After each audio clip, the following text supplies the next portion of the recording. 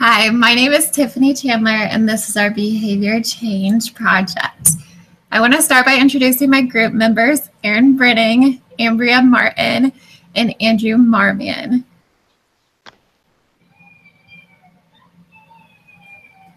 As a group, we replicated a study that was done by Matthew Norman in 2008 called Increasing Physical Activity Through Self-Monitoring, Goal Setting, and Feedback.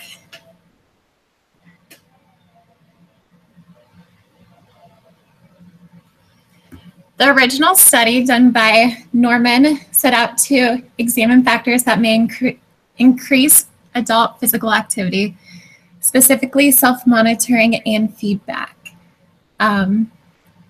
Each of the original participants tracked their daily steps using a simple pedometer.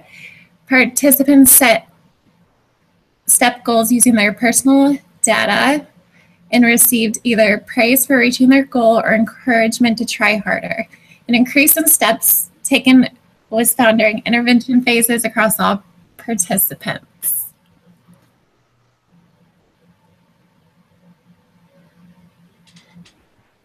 Adults being overweight or obese is a major risk factor for many medical conditions. So it is very important to take the steps to be a healthy adult. An increase in the amount of steps taken per day can play a big role in decreasing the likelihood of developing some serious medical conditions. The purpose of the study is to evaluate whether monitoring steps and peer motivation will help decrease the amount of steps taken per participant.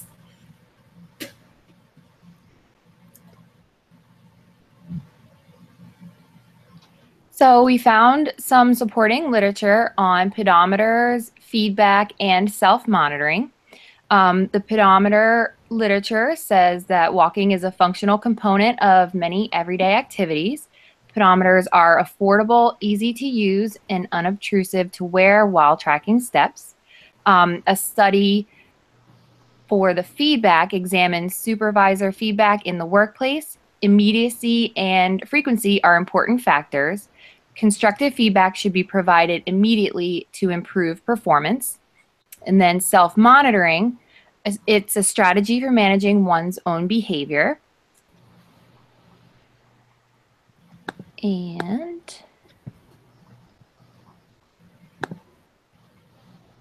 some of the methods that we used in this study, participants were 4 online graduate students.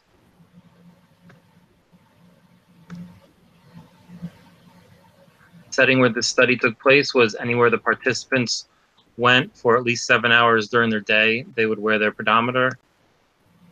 Some examples would be at home, in the office or the workplace, and during any leisure activities that they went to. Materials we used was a smart 3D pedometer,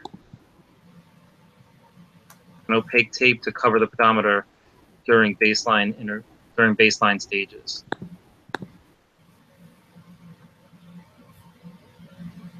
Definition we used for our activity was a step.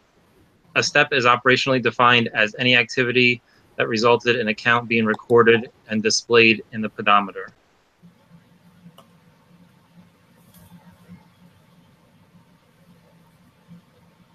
Data collection method we used was frequency data recorded daily by a pedometer. The data was entered in a tracking form daily by a non-participant, and a day consisted of at least 7 hours with the pedometer on.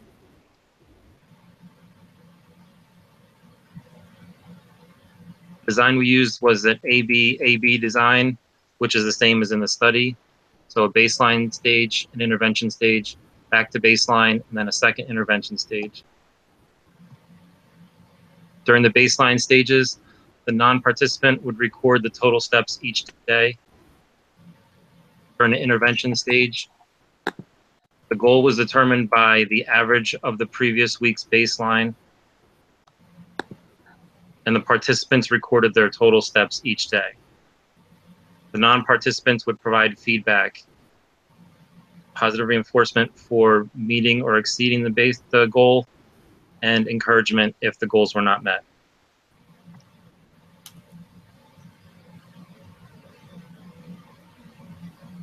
Inter-observer agreement was reached by the non-participant signing a contract at the beginning of the study. They would take notes on each participant's steps for the day and week to keep the IOA data. This was calculated to determine how accurate the data count was, and at least 80% agreement should occur. Treatment integrity was met through weekly Google Hangout meetings. Discussions were held to help eliminate any treatment drift, and ongoing monitoring by peers should lead to high treatment fidelity.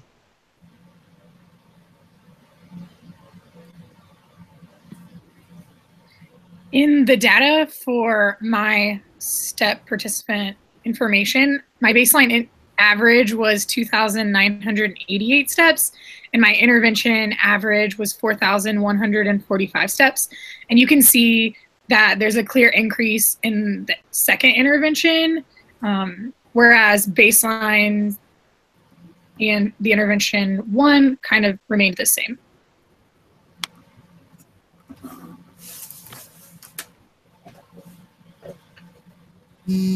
My baseline average was 4,961 steps during the baseline stages, and my intervention average was 7,329 steps for each intervention phase, with my second intervention phase showing a significant increase compared to my baseline and intervention one stages.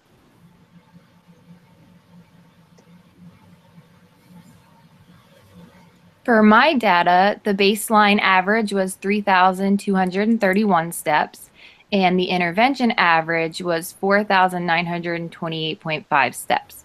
You can see from the graph here that my intervention phases were both, there was a clear increase in both intervention phases for me.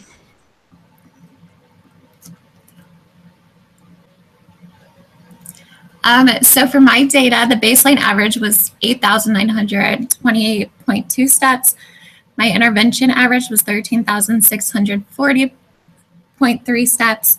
And as you can see from the graph, the intervention phases, it seems that the steps increase. So I feel as if each intervention helped me increase my steps per day.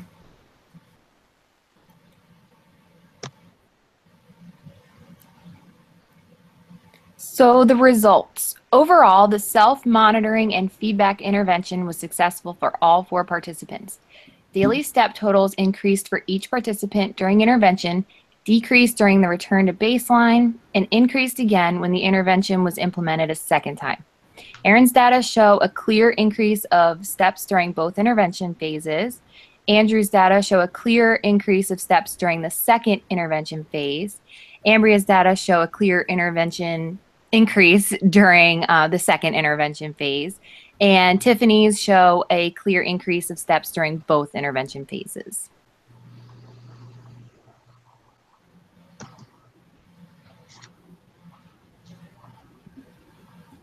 While we had different results from the initial study, our results still produced the same data trends.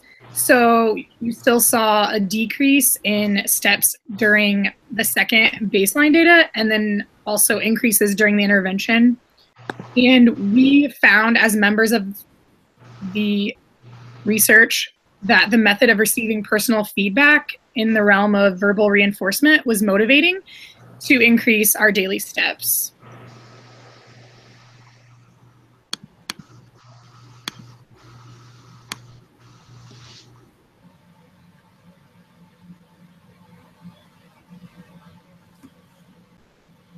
As far as limitations go, similar to the initial study, while verbal praise did seem motivating for all participants, it could have been motivating to have additional reinforcement or an additional reward. The data may be slightly different from the original study because we had a weekly step goal average that we were trying to gain, while the original study did not. The original study recruited specific participants who were in a specific weight range and wanted to increase their activity level, while our study did not recruit participants. And then similar to the original study, it is unfounded whether an increase in activity level for each participant changed anything in correlation with the participant's health.